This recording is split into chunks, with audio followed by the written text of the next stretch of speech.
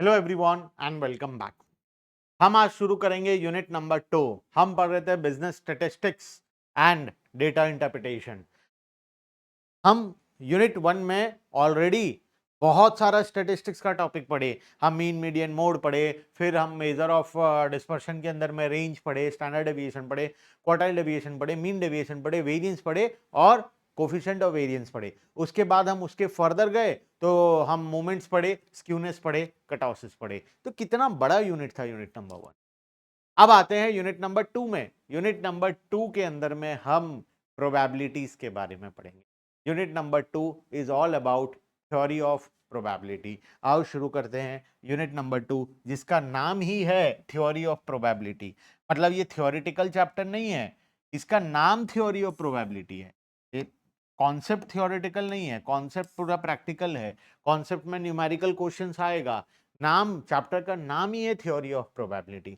मैं प्रोबेबिलिटी का थ्योरी नहीं पढ़ा रहा हूं तुम्हें, मैं थ्योरी ऑफ प्रोबेबिलिटी जो चैप्टर का नाम है वो पढ़ा रहा हूं। इसके अंदर प्रैक्टिकल प्लस जो थ्योरेटिकल पोर्शन दोनों आएगा। ठीक है, चलो। तो theory of probability. Now what is probability? Probability क्या होता है? तुम तो जानते हो प्रोबेबिलिटी क्या होता है ना? बचपन में भी पढ़े हो प्रोबेबिलिटी के बारे में। मैं एज्यूम करके चलता हूं तुम नहीं पढ़े हो, मैं पूरा स्टार्टिंग से पढ़ाऊंगा तुम्हें। ठीक है, प्रोबेबिलिटी, अगर मैं एक कॉइन टॉस करूं, हेड आएगा या टेल आएगा? क्या दोनों आ सकता है?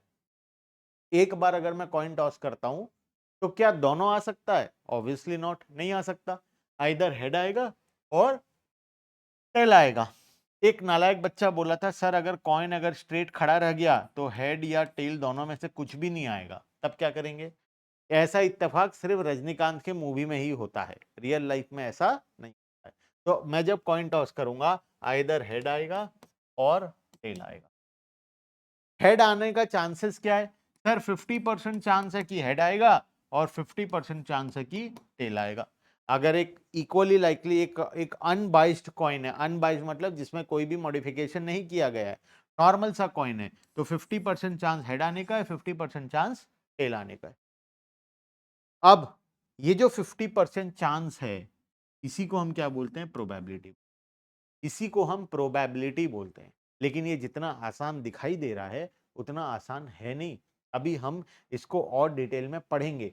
हम एक एक चीज के बारे में पढ़ेंगे प्रोबेबिलिटी के अंदर में, बहुत ही बेहतरीन तरीके से पढ़ेंगे। और मैं तुम्हें गारंटी देता हूं कि इस चैप्टर से कोई भी क्वेश्चन आ जाए तुम 100% कर पाओगे, इसका मेरा गारंटी है। तो मेरे साथ साथ पढ़ते जाना, मेरे साथ साथ क्वेश्चन प्रैक्टिस करते जाना। मैं बहुत सारा प्रैक्टिस क्वेश्चंस मोबाइल एप्लीकेशन पर अपलोड करूंगा, उसको प्रैक्टिस कर लेना। मैं ये सारे नोट्स मोबाइल ऐप पर अपलोड करूंगा, उसको जरूर से पढ़ लेना। ठीक है, वीडियो क्लासेस तो करना ही है, साथ में ये दोनों काम भी और तुम्हें करना। ठीक है, आ जाओ शुरू करते हैं। Theory of probability, meaning and definition of probability. Probability क्या होता है, उसका डेफिनेशन। वैसे तो तुम समझ गए हो प्रोबेबिलिटी क्या होता है, लेकिन हम एक बार डेफिनेशन देख लेते हैं, क्योंकि एक मार्क के क्वेश्चन में एग्जाम में आया हुआ है, व्हाट इज द डेफिनेशन और मीनिंग ऑफ प्रोबेबिलिटी, तो तुम्हें वहां पर लिखना पड़ेगा। ठीक है, the term probability refers to an event that happening and non happening of which is uncertain. वो इवेंट होगा या नहीं होगा। प्रोबेबिलिटी एक इवेंट है जो आइदर होगा या नहीं होगा, ऑफ हैपनिंग और not happening, which is uncertain or contingent. Literally, it means a chance, a possibility, a likelihood, or an odd. In usage, it is expressed in the statement as follows. Possibility it will rain today. आज बारिश होने का chances है। ये क्या है? Probability. There is a chance of your getting a first class. First class आने का chance है। The year's profit is likely to exceed the profit of all the preceding year. Preceding years के profit को current year का profit exceed करेगा, ये भी एक chance है। The odds are 6.5 in favor of the success. The success. Odds और favour, odds और फेवर बाद में समझेंगे। ऑड वर्ड यूज करने से भी तुमको कंफ्यूजन होगा। तुम सिंपली मीनिंग समझो कि पॉसिबिलिटी, कोई इवेंट के ऑकर होने का जो पॉसिबिलिटी होता है उसे हम प्रोबेबिलिटी। कॉइन को टॉस किए, हेड आने का जो पॉसिबिलिटी था, हेड आने का पॉसिबिलिटी 50% चांस था, इस 50% चांस को हम क्या बोलेंगे, प्रोबेबिलिटी। सिंपल सा बात है, बचपन में तुम पढ़े हो, ठीक है। Mathematically it is a number which is express either in the form of fraction, either तुम फ्रैक्शन में एक्सप्रेस कर लो, परसेंटेज में एक्सप्रेस कर लो, और डेसिमल्स में express. When the happening of event is predicted to be certain, अगर कोई event होगा ही होगा, सर्टन है कि ये तो होगा, निश्चिंत है, तो उसका प्रोबेबिलिटी क्या होता है, 1 होता है। उसका प्रोबेबिलिटी क्या होता है, 1। अगर कोई इवेंट के होने का गारंटी है तो उसका प्रोबेबिलिटी 1 होगा, और अगर कोई इवेंट के होने का इम्पॉसिबिलिटी है कि वो इवेंट होगा ही नहीं, तो उसे हम उसका प्रोबेबिलिटी हम क्या लेंगे, 0। तो what will be the minimum value, 0, and what will be the maximum value, 1। तो इस चैप्टर में जो भी आंसर आएगा उस आंसर का वैल्यू 0 और 1 के बीच में होगा, क्योंकि minimum probability is 0, maximum probability is 1। 1 का मतलब 100% चांस है कि तुम्हारा वो इवेंट होगा ही होगा, और 0 का मतलब है there is no, not at all any possibility, कोई चांस ही नहीं है कि वो पर्टिकुलर इवेंट होगा बोल के। तो 0 और 1 के बीच में हमारा वैल्यू होता है। तो प्रोबेबिलिटी में हम कोई भी क्वेश्चन करेंगे, सभी क्वेश्चन में हमारा जो आंसर आएगा वो 0 और 1 के बीच में आएगा। क्लियर है, बेसिक प्रोबेबिलिटी के बारे में क्लियर है। आओ आगे चलते हैं। अब हम कुछ फॉर्मूलाज में जाएंगे। जैसे हम बात किए, क्या अभी मैं तुम्हें एक एग्जांपल और लेता हूं। मैं एक डाइस थ्रो किया, क्या क्या पॉसिबिलिटी है, 1 से 6 तक आने का पॉसिबिलिटी, आइदर 1 आएगा, 2 आएगा, 3 आएगा, 4 आएगा, 5 आएगा, या 6 आएगा। मुझे बताओ 2 के आने का क्या possibility, what is the probability of getting a 2। तो हम इसे क्या लिखेंगे, probability of occurring a event, probability of occurring a event, जिसको हम नॉर्मली क्या बोलते हैं, पीई बोलते हैं। Probability of occurring a event, जिसको हम बोलते हैं PE, probability of occurring a event. इसका प्रोबेबिलिटी क्या होता है, m divided by m plus n। अभी m क्या है, m का मतलब है ये इवेंट कौन कितना है, 2, हमें क्या चाहिए, 2 चाहिए, तो ये 1 divided by m plus n, एक ठो 2 है प्लस 5 ठो अदर वेरिएबल्स है, टोटल कितने वेरिएबल्स हैं, 6। जैसे हम बात करेंगे, अगर मैं एक और एग्जांपल लेता हूं, समझ में आएगा, ये नहीं समझ में आया होगा तुम, m और n का वैल्यू नहीं समझ में आया होगा। मतलब तुम किसको सक्सेस मानते हो, probability of getting a event, 2 आना को सक्सेस है, बाकी फेलियर है। अगर मैं बात करूं, मेरा ऑब्जेक्टिव क्या था, 2 लाना, अगर 2 आ गया तो मैं सक्सेस हो गया, बाकी कोई नंबर आया तो मैं फेल हो गया। तो सक्सेस कितना ठो है, एक ठो सक्सेस है 2, और फेलियर कितना ठो है, 5 ठो है, तो एक सक्सेस प्लस फेलियर। तो हम क्या लिखते हैं, success divided by success plus fail, success divided by success plus fail, इसका मतलब टोटल। वैसे मैं अगर मान लो एक और एग्जांपल लेता हूं, probability of getting a even number, एक इवन नंबर आने का प्रोबेबिलिटी। अब बताओ इवन नंबर इसमें से कौन कौन सा है, सर इवन नंबर तो इसमें से 2 है, 4 है और 6 है, तीनों में से कोई सा आएगा तो भी चलेगा। तो सक्सेस होने का कितना तो ऑप्शन है, 1 2 3, 3 तो ऑप्शन है, डिवाइडेड बाय सक्सेस और फेल, सक्सेस होने का 3, फेल होने का 3, 3 प्लस 3 इक्वल्स टू, बात समझ में आया। तो success divided by success plus failure, m equals to success और n इक्वल्स टू फेलियर, ये तुम्हारे समझने के लिए, ठीक है। तो हम सबसे पहले प्रोबेबिलिटी ऑफ ऑकरिंग इवेंट कैसे निकालेंगे, success divided by success plus failure, या फिर सक्सेस डिवाइडेड बाय टोटल लिख लो, सक्सेस फेलियर अलग अलग ना लिख के इसकी जगह में टोटल लिख लो, एक ही बात, ठीक है। आओ पढ़ते हैं। Hence the term probability may be defined as the quantitative value of chance that an event will take place in a face of favorable and unfavorable way, both of which are equally likely। सबसे पहला probability of E, the probability of happening a event, एक event के होने का जो chance है उसको हम क्या बोलेंगे, प्रोबेबिलिटी ऑफ ई, ठीक है, पी और ब्रैकेट में ई। एम क्या होगा, एम हम बोलेंगे and the number of favourable ways in which event E can take place, M equals to the number of favourable way in which event E can take place. Event E होने का success क्या क्या है, जैसे मैं यहाँ पर तुम्हें बोला था गेटिंग अ इवन नंबर, तो 2 आए, 4 आए, 6 आए, तीनों हमारे लिए सक्सेस है, तीनों में से कोई सा भी आए हमारे लिए सक्सेस है। तो कितना ठो फेवरेबल इवेंट है, 3 ठो फेवरेबल इवेंट, और अनफेवरेबल कितना है, बाकी का जो 3 बच गया वो अनफेवरेबल है, जिसको मैं तुम्हें फेलियर के नाम से समझाया था, ठीक है। तो आइदर फेवरेबल और अनफेवरेबल। अच्छा, एन क्या होता है, N equals to number of unfavourable event, जो हमारे अगेंस्ट है उसे हम क्या बोलते हैं, अनफेवरेबल इवेंट बोलते हैं। तो प्रोबेबिलिटी ऑफ ऑकरिंग इवेंट क्या होगा, favourable divided by favourable plus unfavourable, या फिर success divided by success plus failure. वैसे ही probability of not happening event क्या होगा, क्या चांसेस है कि ऑड नंबर नहीं आएगा, ऑड नंबर नहीं आने का क्या क्या ऑप्शन है, 3 ऑप्शन है, 1 आएगा, 3 आएगा या 5 आएगा, तो हम उसको क्या बोलेंगे, N, N divided by M plus N, ये कितना आ जाएगा, 3 डिवाइडेड बाय 6। इस केस में अगर मैं बात करूं तुम्हारा गेटिंग अ 2 के केस में, तो 1 आए, 3 आए, 4 आए, 5 आए, 6 आए, ये फेलियर है मेरे लिए, तो फेलियर 5 है divided by 5 plus 1 equals to 5/6। ये हो गया हमारा probability of not getting two. Probability of getting two क्या है, 1/6, और probability of not getting two क्या है, 5/।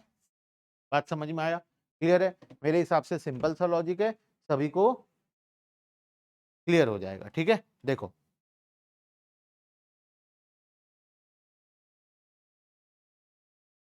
उसके बाद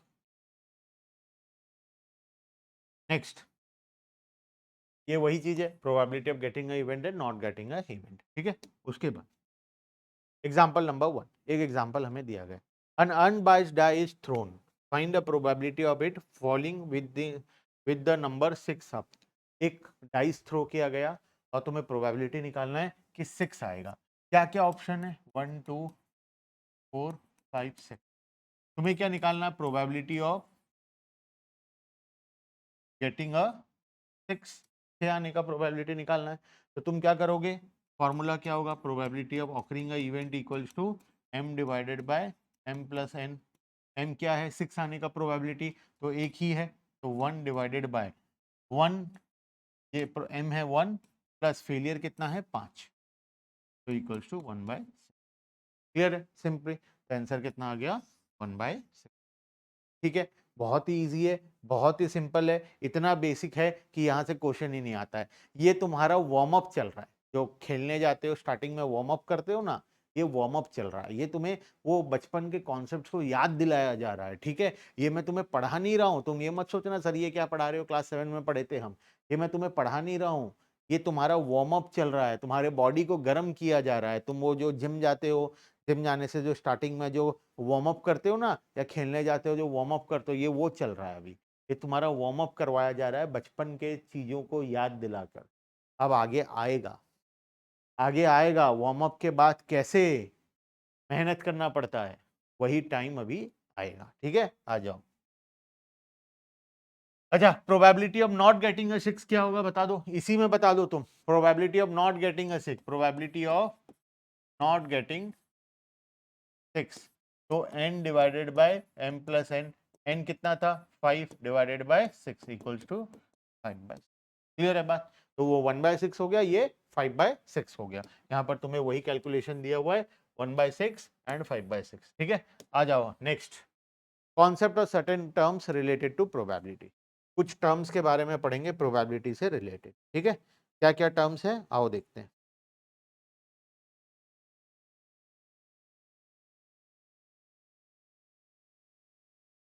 क्या क्या सर्टेन टर्म्स है, कुछ कुछ टर्म्स है उसके बारे में पढ़ेंगे। सबसे पहला, प्रोबेबिलिटी चैप्टर में टेक्निकल टर्म्स बहुत सारे हैं, चैप्टर बहुत इजी है, लेकिन चैप्टर में जो क्वेश्चंस आते हैं उसको टेक्निकली थोड़ा ऐसे वर्ड्स को यूज किया जाता है कि वहां पर बच्चे को लगता है कि ये कुछ डिफिकल्ट चीज हमसे पूछ लिया, लेकिन नॉर्मली कुछ भी डिफिकल्ट होता नहीं है। तो वो टर्म्स को पहले समझते हैं, और ये टर्म्स पूरे चैप्टर में, मतलब पूरे यूनिट नंबर 2 में तुम्हारा काम आएगा, ठीक है। आओ, सबसे पहला, एक्सपेरिमेंट क्या होता है, जब हम एक डाइस को थ्रो किए, डाइस को थ्रो करना ही एक एक्सपेरिमेंट है, डाइस को थ्रो करना एक एक्सपेरिमेंट है। मैं अगर किसी डाइस को 5 बार थ्रो कर रहा हूं, इसका मतलब मैं 5 बार एक्सपेरिमेंट कर रहा हूं।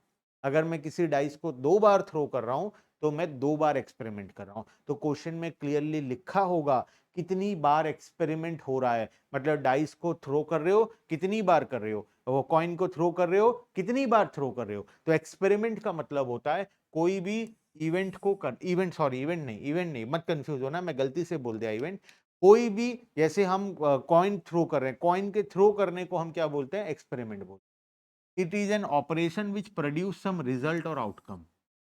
ये एक ऐसा एक्टिविटी है जिसके वजह से आउटकम या रिजल्ट आता है। मैं डाइस को थ्रो करूंगा तभी तो 1 से 6 तक कुछ आएगा, कॉइन को थ्रो करूंगा तभी तो हेड या टेल आएगा। तो ये वो एक्सपेरिमेंट है जहां पर हम आउटकम या रिजल्ट को फाइंड आउट करते हैं, ठीक है। उसके बाद स्पेस। स्पेस का मतलब होता है ऑल पॉसिबल रिजल्ट्स। मैं एक डाइस को थ्रो किया, व्हाट इज द पॉसिबिलिटी, क्या क्या पॉसिबल ऑप्शंस हैं। सर पॉसिबल ऑप्शन है डाइस थ्रो करोगे तो इधर 1 आएगा, 2 आएगा, 3 आएगा, 4 आएगा, 5 आएगा, 6 आएगा। तो ये 6 को मिलाकर मैं क्या बोलूंगा, सॉरी ये 6 को मिलाकर मैं क्या बोलूंगा, स्पेस।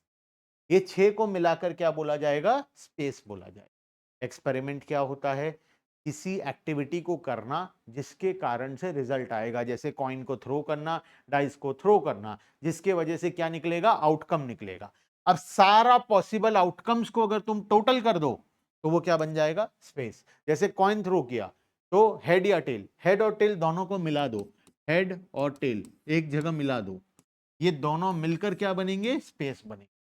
दो ठो कॉइन थ्रो किया तो आइदर दोनों में हेड आएगा, एक में हेड आएगा, एक में टेल आएगा, पहला में टेल आएगा, दूसरा में हेड आएगा, या दोनों में टेल आएगा। ये 4 ऑप्शन के अलावा कोई ऑप्शन है और कोई ऑप्शन नहीं है। तो ये चारों ऑप्शन को मिलाकर हम क्या बोलेंगे, स्पेस। इसको बोलेंगे स्पेस। तो स्पेस क्या होता है, स्पेस का मतलब होता है ऑल पॉसिबल आउटकम और रिजल्ट, सारे पॉसिबल आउटकम, इसके अलावा और कुछ बचा ही नहीं है, सब कुछ कवर कर लिए। Space, it is a set of all possible result और आउटकम ऑफ एन एक्सपेरिमेंट। एक एक्सपेरिमेंट का सारा पॉसिबल रिजल्ट या आउटकम, ये तुम्हारे पढ़ने के लिए लिखा गया है। ये वही चीज लिखा है जो मैं तुम्हें बता रहा हूं, घर पे पढ़ लेना। एक्सपेरिमेंट क्या होता है, कोई ऑपरेशन जिससे रिजल्ट या आउटकम आता है, सारे रिजल्ट और आउटकम को मिला दिया जाए, all possible result and outcome, ठीक है। All possible result and outcome को अगर मिला दिया जाए तो वो क्या बन जाता है, स्पेस बन जाता है, ठीक है। नेक्स्ट,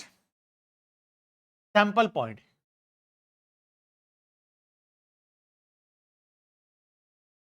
जो सैंपल, जो हमारा स्पेस था, स्पेस के हर एक इंडिविजुअल पॉइंट को हम क्या बोलते हैं, सैंपल पॉइंट। हर एक इंडिविजुअल पॉइंट को क्या बोलते हैं, sample point. Each one of the possible results, जो पॉसिबल है of an experiment represented as a element of sample space is called sample point. इसको हम क्या बोलते हैं, स्पेस सैंपल या सैंपल पॉइंट बोलते हैं, ठीक है। उसके बाद इवेंट, जो आउटकम आया, outcome. An event is a case of interest which has capability of happening or taking place to the marked extent. It is a subset of sample space for an experiment which is represented. जैसे event क्या होगा, मैं तुम्हें एक example से समझाता हूँ। बहुत इवेंट है, ऊपर का सैंपल पॉइंट उतना इंपॉर्टेंट नहीं है, इवेंट बहुत इंपॉर्टेंट है। मान लो मैं सैंपल, मैं स्पेस लिया,